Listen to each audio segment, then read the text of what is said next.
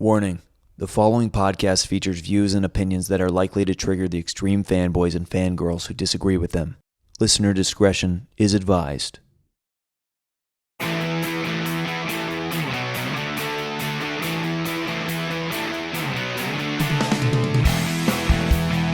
It's the season finale of an opinion show that is unpopular, of movie opinions that I have. That's the new title. I'm changing it on the last episode of the season. Catchy. Thank you.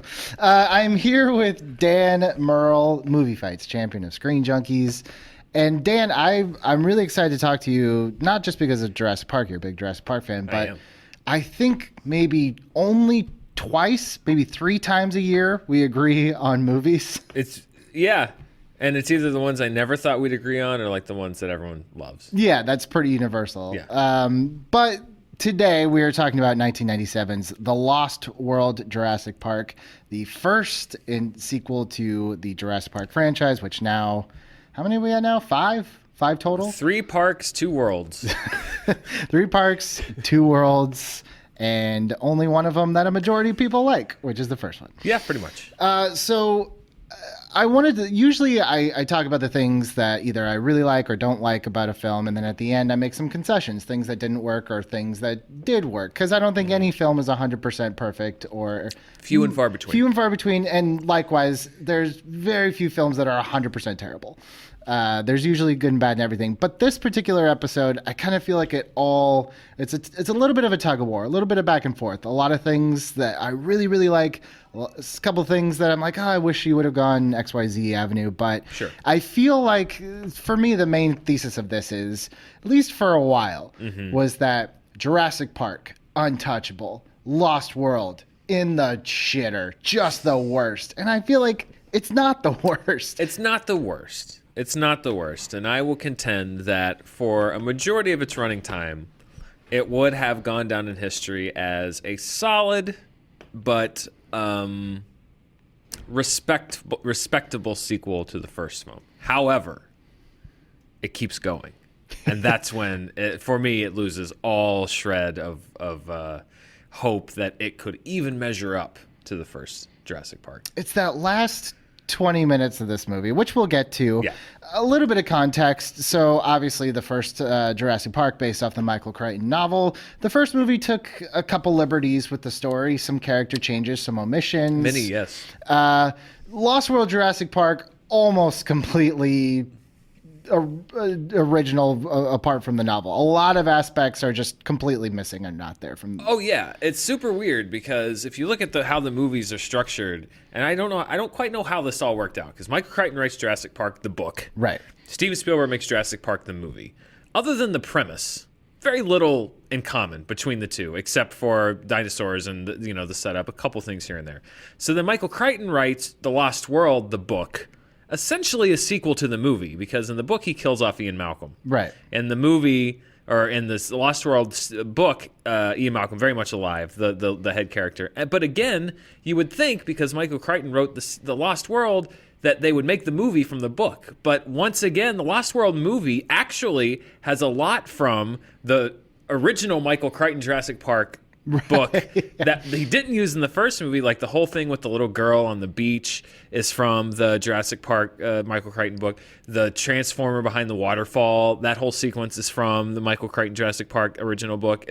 I've never really understood how this whole adaptation process worked, because the book, once again, the book has very little to do with the film, maybe a little bit more so than the first, but not much. Yeah, I do know that Michael Crichton was basically pressured into writing that second book. I don't think it was something that he ever really intended, and then Jurassic Park became this big thing, and then Spielberg brought in David Koepp, and they took some ideas.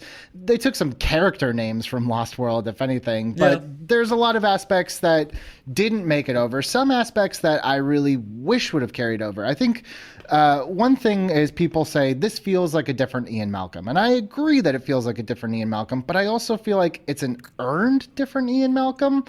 I don't feel like it's so out of left field. Like it feels like a different character. I've never really understood that criticism. I think they had to raise the stakes to the point where how would you get the one guy who would never go back to the island to go back? And I think that he, again, for the island portions of the film, I think there's no real big asks for me as far as like, oh, Ian Malcolm wouldn't do that. He gets there and he's like, let's go.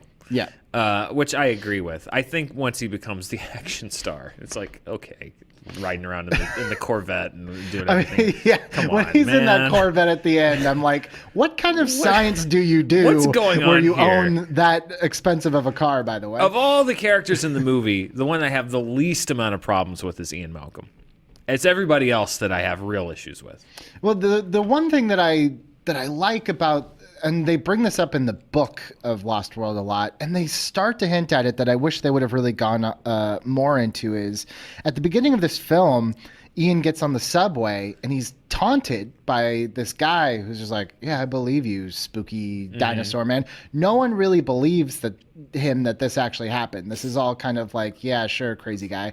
And they never really follow up on that plot thread of like, yeah, Ian doesn't want to go back to the island, but I also feel like there could have been a little bit more character of like, it's driving me nuts that this was the most traumatic thing that ever happened to me, and no one thinks nobody it's real. believes me. Yeah. Everyone thinks that I'm crazy. Everyone thinks that I'm insane. Because I think, I don't remember if they say it in the movie. I think in the book the deal was that everyone else had taken a payout. Yeah, and everyone had taken money, basically signed a gag order, non-disclosure, whatever. So they hadn't talked about it. So Ian Malcolm was the only guy that came back and was like, "No, I'm blowing the lid off this thing." Everyone's like, "You're crazy." Yeah, there's even, so this is, I don't know if this is like the Mandela effect or if this is a thing, and I just, no one else remembers it, but I feel like there was an airing of The Lost World on like Fox one time, like over a Thanksgiving or something, where they put a handful of deleted scenes back into it. That sounds like something they would do. Yeah, and there's definitely a scene, the deleted scene is on the Blu-ray, but I remember seeing this within context of the film where, yeah, there is a boardroom scene where they're like, yeah, silence is expensive. We paid off the family of Gennaro, of Muldoon, and we're losing all of this money, and here is how we can get some of it back at least. I feel like that could have helped that storyline of like, okay, here's how the world has reacted to the events of the first movie, but instead it's almost like brushed aside real quick, like let's just get to this adventure, which I would have liked a little bit more of that, but I guess I get it. Yeah. I mean, what can you do? What can you do? So then we get John Hammond, who is now complete naturalist. He's changed. Leave him alone.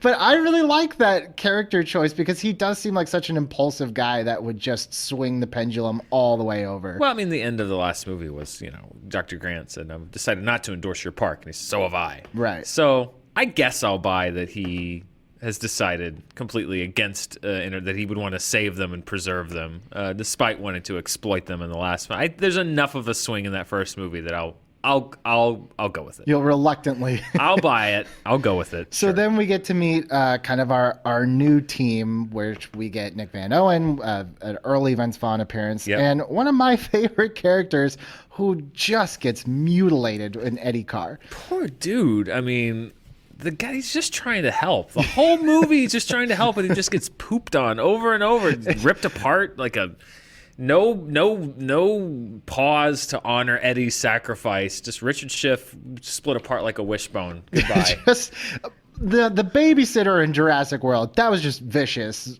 I don't know why that happened, but I didn't really feel bad for her. I was just like, damn, who did she piss off? This was like, no, Eddie. But I feel like we didn't really get that very much in the first movie. Maybe Muldoon, but you didn't feel as bad for him as you do for Eddie. No. I mean, I think it's because he goes out trying to help. He's trying to save their lives, and he pays the price. He pays the ultimate price. Now, I would argue that the trailer sequence might be my top Jurassic Park moment of any movie.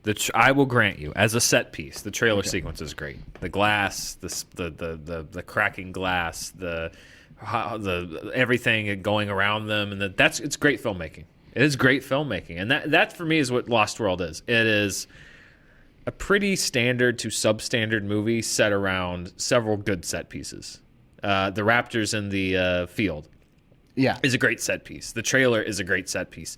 Everything around it, though, for me, is everything wrong. It's like the beginning of everything that had plagued blockbuster filmmaking for the next, starting really there, and for the next 20 years. The fourth act, I'm sure we'll get into all of it, the fourth act syndrome, requiring your characters to be stupid. Just everything that all the Transformers movies had it, and the new Jurassic World movies, I think, have a lot of it, and Godzilla had it, and just the idea of more and bloating everything to make it bigger. The effects weren't anywhere near as good. That's what I have a problem with. So I want to ask you, because we're roughly the same age. You're maybe a couple of years older than me, but not too much. Yeah. What were your first thoughts going into Lost World and coming out of it? I was 14 years old when The Lost World came out, Memorial Day weekend, 1997. And it was probably, to that point in my life, the most anticipated movie for me ever. I mean, Jurassic Park was people roll their eyes, but it's true, especially for somebody that is now in the filmmaking or the film venue, was a life-changing movie for me. And so there's going to be a sequel, and Steven Spielberg is directing his first sequel ever, and he's coming back, and Jeff Goldblum's coming back, and it's like, sign me up. So that's where I was. That was my mentality. And I came out thinking something was a little off, but it took me a while to sort of really put my finger on what exactly it was. But I knew that San Diego sequence I was not a fan of. Yeah. It just didn't feel right. It didn't feel right. But at 14, it's hard to sort of like... Sure, I call it the Phantom Menace effect. Exactly. Where I walked out, I was like, I think I love this, but... Something's not right. Yeah. Something's missing, but what is it? Right. Yeah. See, for me, I guess the reason I ask is because... Jurassic Park came out in 1993. Mm-hmm. I was born in 86 in September, so I was too young to see. I was only 6 years old when Jurassic Park was in theaters. I've got almost 4 years on you. Yeah, so. I was too young to go see it in theaters. Yeah. So obviously I have since seen it in theaters. I saw it on VHS a couple years later, but my first theatrical experience with a Jurassic Park movie was The Lost World, and I think a lot of people I've heard, the second one just doesn't have the magic. But for me, the magic was there because I hadn't experienced that world in that setting yet. Yeah. So I will fully admit that there's probably a little part of me that's going to always, have love for this movie that maybe other people don't have, because there wasn't an expectation yet for me to live up to. That's why I like Ghostbusters 2 so much. Yeah, I think it's that I'd never seen Ghostbusters in a movie theater before. So while Ghostbusters 2 is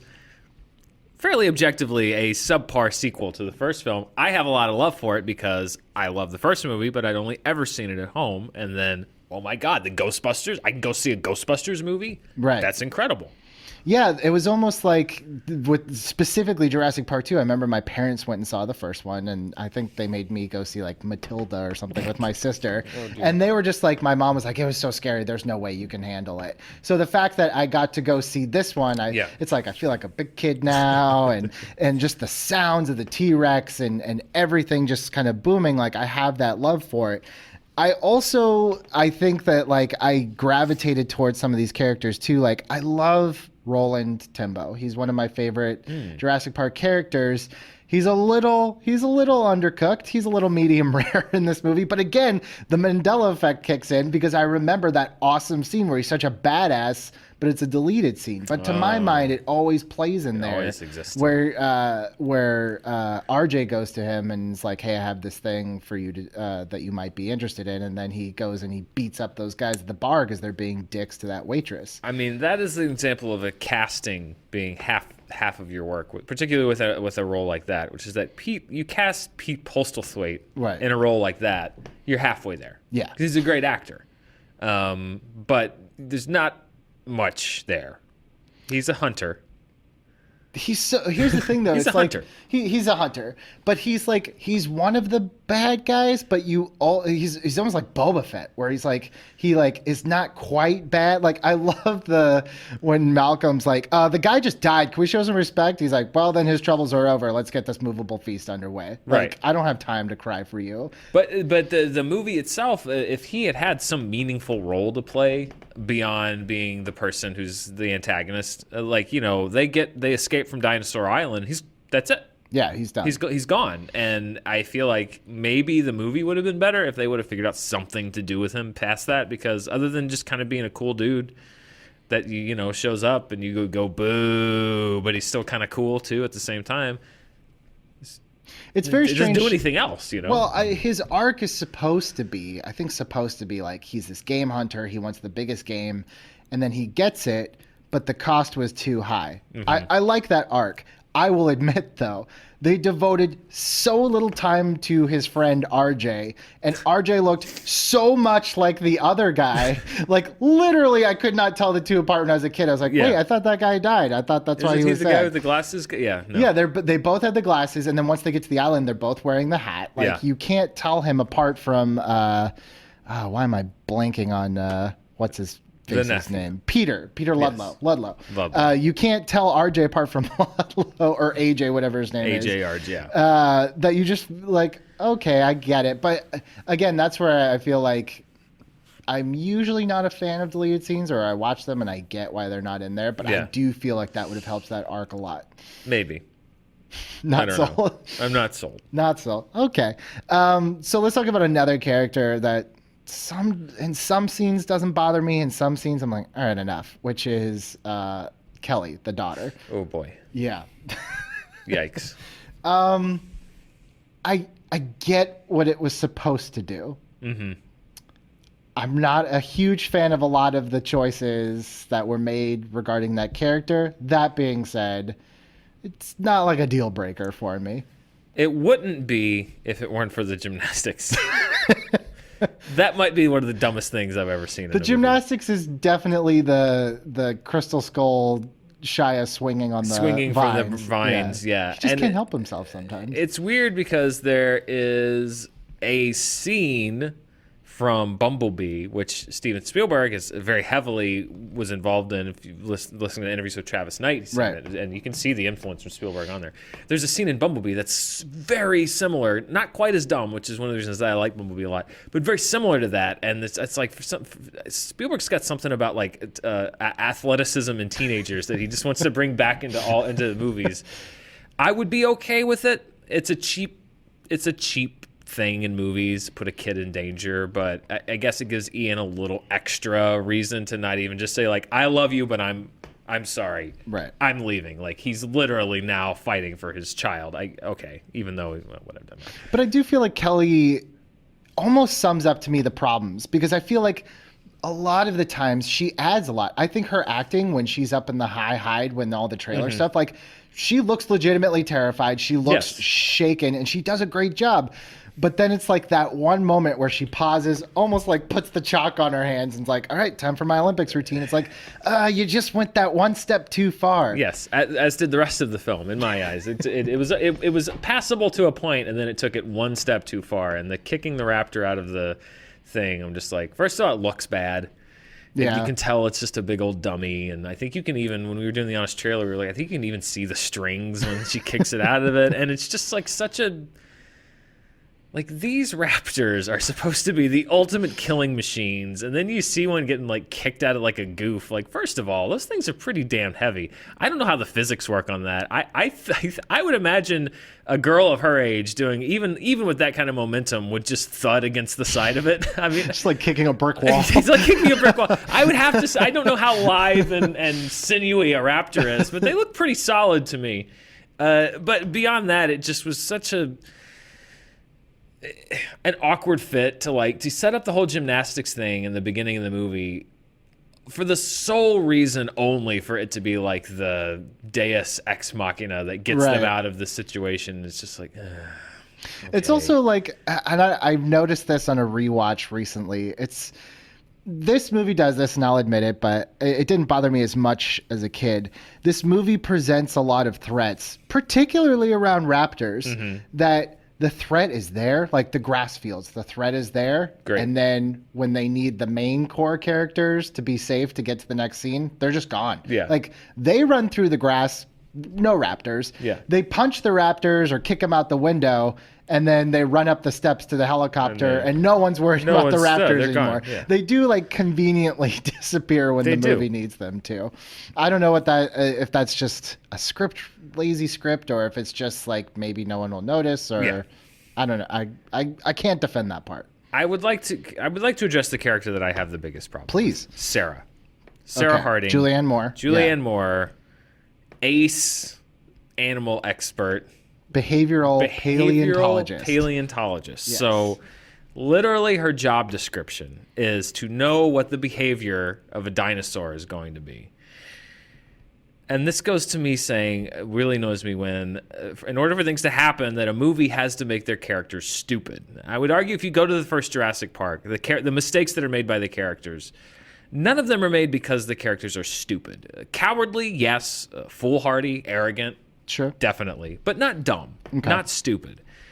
And the whole thing, the whole concept that she would find this baby Tyrannosaurus, take it back to her trailer, and fix it inside of the trailer, knowing that she's a behavioral paleontologist, knowing that the parents of this raptor or this T-Rex are going to come after it. Okay, fine. You're doing a kindness.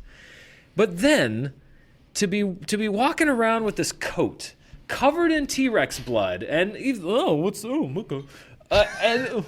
and then to just track it along the jungle and then hang it above your bed and you're staring at it and you still are not even registering like, wait a minute. I wonder if the parents of this, very overprotective parents of this animal, are going to be able to smell the blood of it and might come after the person that they blame for. That's what annoys me, is like, in order for the whole T-Rex thing to have to work, for the T-Rex to follow them and hunt them and whatever, you have to make this character of Sarah monumentally stupid to not notice what was happening and to not care about what was happening. You say, well, she didn't know the blood was on the jacket. Like, it was hanging above her bed, and probably somebody would have at some point said, like, you have a lot of blood on your jacket, right? It's very obvious and easy to see. That's what bothers me about this movie. It's the convenience and stupidity are a lot of the things that drive so much of the action, and that's laziness. For me, that's lazy writing. If your entire plot revolves around convenience and stupidity, especially from characters that are not supposed to be stupid, that are actually supposed to be pretty smart, I don't believe for a second that she would be sticking her nose in a dinosaur nest with the loudest, longest rewinding camera in the history of the world. Like, she's supposed to understand what these animals, how they behave, and yet she shows no functional knowledge of any of that. I would say a slight counter, because you raise points that are irrefutable. She does mention that she and perhaps the dinosaur community had a very different thesis as to the parental instincts of the T-Rex. And that is why once the trailer is destroyed, she's like, well, that was all wrong. They actually are very protective. So I'll give her the fact that she's like, I can patch this thing up, send it back, and it's not going to matter. The jacket is irrefutable. The jacket is once you know that the T-Rex is like, I'd be taking a shower. I'd change my clothes. Right. I'd throw the rest of the clothes over the cliff with the trailer. I'd cover myself in mud. Exactly. I'd do a full Predator. I would do everything to make sure that my scent was not being tracked. And the idea that you're just going to, like, Hansel and Gretel these little pieces of T-Rex blood across the jungle like little like breadcrumbs. I just that shot where she like wakes up and the T-Rex is outside and she looks up at her jacket, again directly hanging above her head, covered in blood, and goes, "Oh no!" Like, did you forget everything that you knew, or that just happened, just happened? I'll give you that. I have no rebuttal. To be honest with you, and this is why I love doing this podcast. Never thought about it until literally this minute. Like, Yeah, that's a pretty boneheaded thing to do. That's a pretty at that dumb point. move for a behavioral paleontologist. If that's like your one thing that you're good at, it's like, oh man, you really screwed the pooch like big time on it. A lot of people died in that sequence. A lot of people. Because you really like that cool jacket. Cool sequence. Great sequence. Set up for it. Pretty stupid. I would actually like the part of that sequence is another one of my favorite visual moments is when they're in the waterfall and that asshole Jack Horner-ish guy gets the snake down his shirt and they pull the score out. So you just hear waterfall and it really adds to like, oh no, this is like horrifying. And then you just see him get grabbed by an arm and then the waterfall goes red. I really like that moment. Is that the same guy from Titanic that's I think that's so. on the boat with Bill Paxton? It's like, got the lights in his hand. Yeah. He's got his fucking ass. Sorry. He's got his ass up in the air. It's the same guy. I like that death. I like that sequence. I like that moment. It's now tainted for me knowing that it all could have been avoided by throwing away a jacket. Taking off her jacket. Just such a minute thing. I mean, and you can forgive like Nick Van Owen because he doesn't really know any better. He's there for the money. It's a side hustle. He's like an environmental extremist. Yeah, that's right. He is environment. That's right. He's supposed to think he's there for the money. I forget. He's there to knock out all their stuff. To knock out all their stuff. Which I like that sequence too. I like that idea. I like the idea, and I think Jurassic World Fallen Kingdom tried to kind of tread the same ground, just did not. I mean, look, I like that movie just because it was fun and dumb, but it does not do a good job of the first Jurassic Park is basically like, even if you could, should you? And this movie's like, okay, you did. Yeah. What do we do now? And I feel like that was like, I really liked that interplay of like, well, these things are species and we should leave them alone, and the other's trying to exploit it. I like all that stuff. Another thing that I really like about Lost World that doesn't really get talked about, especially now, we see a lot of reboots, we see a lot of sequels. Yes.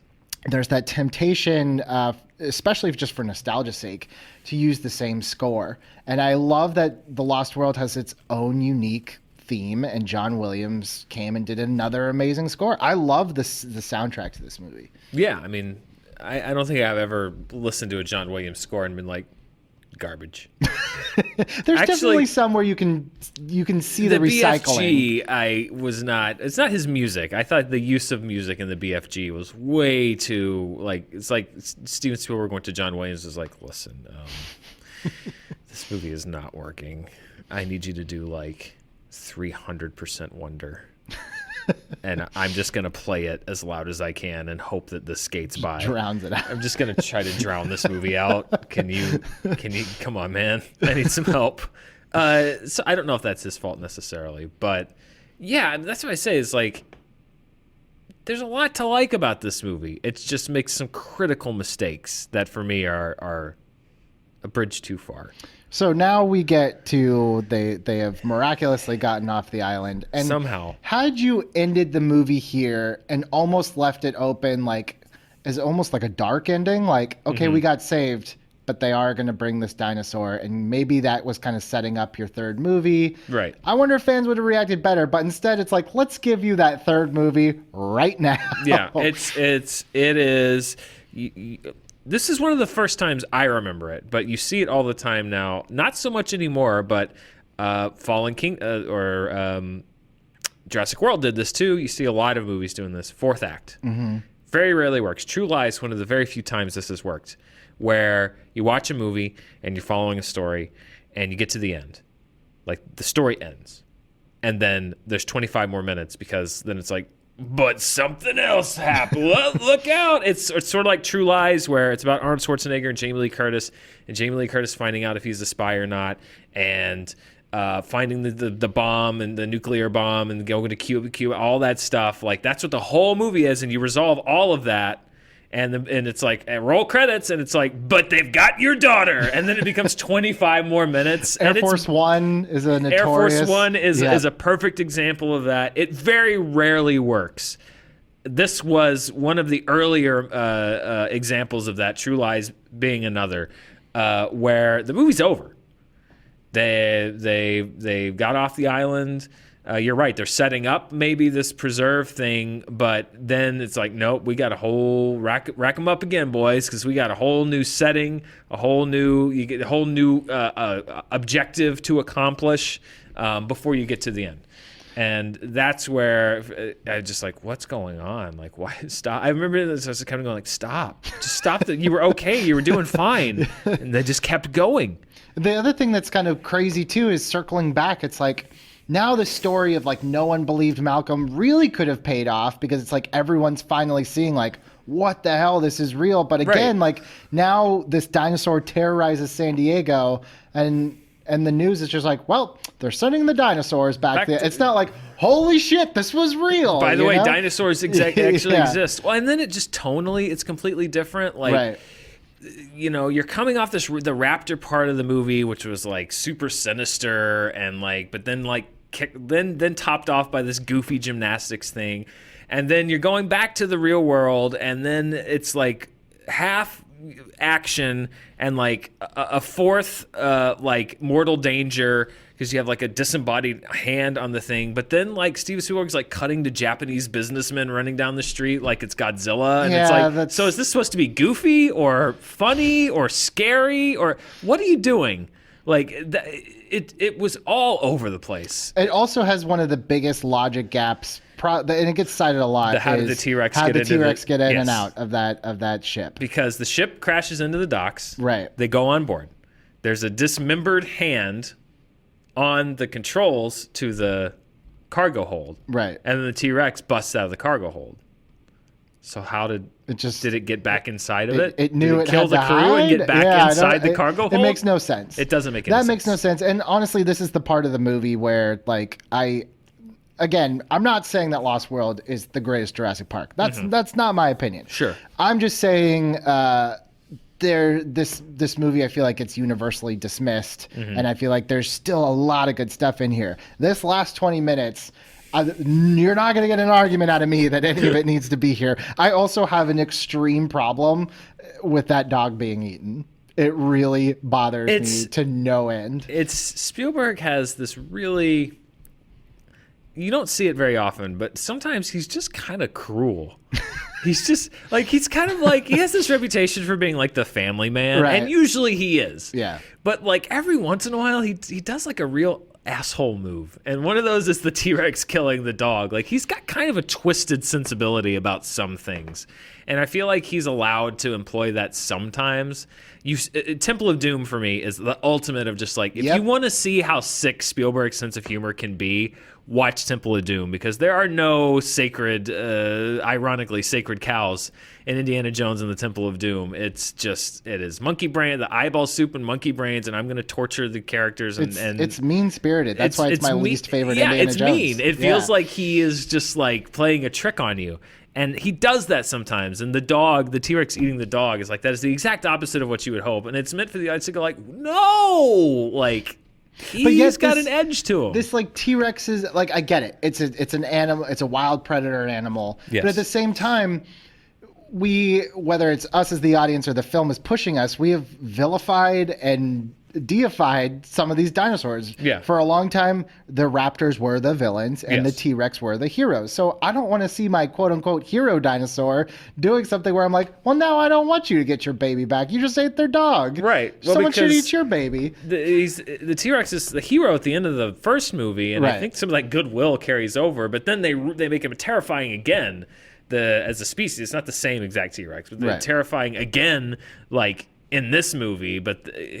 Yeah, I don't know. It's a strange. I get that and I agree. I feel like he almost was like, I kind of want to do a Godzilla thing here for a minute. Yeah, I'm gonna riff on Godzilla. I liked watching those movies when I was growing up. So I like the visual of the 76 ball being chased, but again, like at that point, it's like farce. Yeah, at that point, like they've kind of like I've already tuned out. I'm like, oh, like this movie ended on the island for me.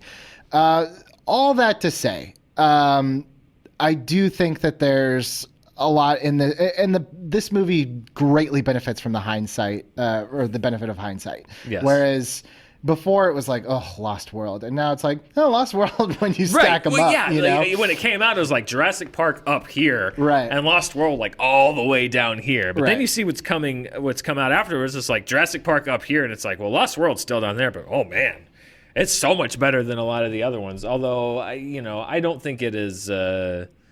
It's the best of the sequels, I would say, for me. But I have huge problems with every single one that's come out. So I just feel like even like taking Jurassic World out of the equation and just looking at the quote unquote original trilogy, I can see the effort, even if there's some swings and misses in Lost World, whereas Jurassic Park 3 to me feels like a made for TV movie. That's just right out of the machine. Right. Jurassic Park 3 is the blandest most. It's not even terrible. It's just so forgettable, and just anything special about Jurassic Park is gone, and it's just the monster movie of the week. Right. Which was my issues with the new ones too. A lot of them is the dinosaurs of, I think what made them so scary to begin with is that they each had personalities. Like the Dilophosaurus is set up and established to be this, it's almost like a playful dino. Like the whole scene with Nedry, it's like playful and it's like cute, and then it like goes in the attack. And then the raptors established to be like these vicious killers. So when they finally show up, you're terrified. The T-Rex is this like force of nature. By the time you get to the sequels, especially 3 and then World and Kingdom, they're just they're monsters. They're monsters with teeth, and they're no more special than any other, Lake Placid or whatever kind of monster, because you've robbed them of the mystique that the movies gave them originally. They still have some of that mystique in this film. Lost World, I think, was the last movie where the dinosaurs actually have some mystery to them and some menace, because they are characters in a weird way. Right. Yeah, I do like this and the first Jurassic Park always have like a little bit of magic. Mm-hmm. I think by the time 3 came out and then the next 2, I've kind of like emotionally shut down in terms of like, it's almost to me like Terminator. Like I let go a little bit each time where I'm just like, okay, fine. If you can at least just get me to dumb smile, that's fine. Yeah. But I do I'd be remiss, by the way, if I didn't say I was terrified of, we had a lot of little lizards where I grew up, and after the compies in this one, I was terrified of those things. I was like, no, 100 more are going to come out and eat my face. Paralyze you. Yeah, like the little girl or that mean Russian guy that was kind of a bad guy, I guess. Yeah, well, that scene, by the way, was originally John Hammond's death scene. Right, in the novel. Yeah. In the novel, Hammond goes out and he falls down the trench and sprains his ankle. And one of the things that I loved was that they sort of like made it so that like he was so ignorant of his, because the characters are all a little different. And John Hammond was a lot more distant in the novel, the original novel, as far as like the day-to-day operations. Right. He was so ignorant of his own park that he didn't know what kind of trouble he was in. Like, and he was such a dick in that book. He's like, oh, they're just little plant eaters, like, and they eat them alive. Yeah. And that's another example of a book scene being recycled into this film. That I remember reading that when I was a kid. It's like, that's terrifying. Yeah. I mean, look, there's a lot of stuff in here we've talked for a while that's not so great, but ultimately I don't feel like this is one where you're like, well, that one doesn't count to me in my mind. I do think that there's enough here to at least have a good time, have a good Jurassic time. There's 75% for me. I'll watch some scenes. But not a full rewatch. Not a full rewatch. I'll fast forward and I'll watch the trailer scene and some of the raptors in the grass and the T-Rex, and then I'm good. Well, I'll tell you now, I will never watch this again without looking at that stupid jacket and just being like, jacket. How stupid do you have to be? Damn you, Julianne Moore, you ruined everything. Sorry, Billy, I've ruined the Lost World for you. That's okay. I've ruined a lot of things for a lot of people. Thank you so much for joining me, Dan. That was season 1. That just means I don't want to do this over breaks. So, I was going to say, does it have to end on a cliffhanger? How does this work? No, so it just means I'm going to take a break and come back probably towards the end of January with Ken Knapsack. I was promising that one. We're going to be talking Rogue One. I wonder what side Ken is taking. Ken is going to be my therapist because Ken knows, and I don't know if a lot of listeners know, I'm a bigger Star Wars fan than most people think. I know a lot of the deep lore, read a lot of the books, watch a lot of shows, and Rogue One is just the one I can't get on board with. Wow. So he helps me walk through my issues, and we're gonna launch with that. Also coming season 2, talking Harry Potter with Spencer Gilbert because I just don't get that at all. Okay. Yeah, Hal Rudnick and I are going to be talking Deadpool 2 because I think it's a number 2 for sure. All that coming. I'm on the opposite. I actually am on the opposite side of all these things. Well, I hope I've made a listener out of you then. Thank you so much to everyone for listening to season 1. Thank you, Dan, for capping off an amazing. I can't think of a better way to bookend season 1. Thank you guys for listening. Rate and review. So when you type in Billy Business, I'm not the third thing that pops up in iTunes. Thank you so much. Happy holidays. If you're listening to this in the summer, happy 4th of July.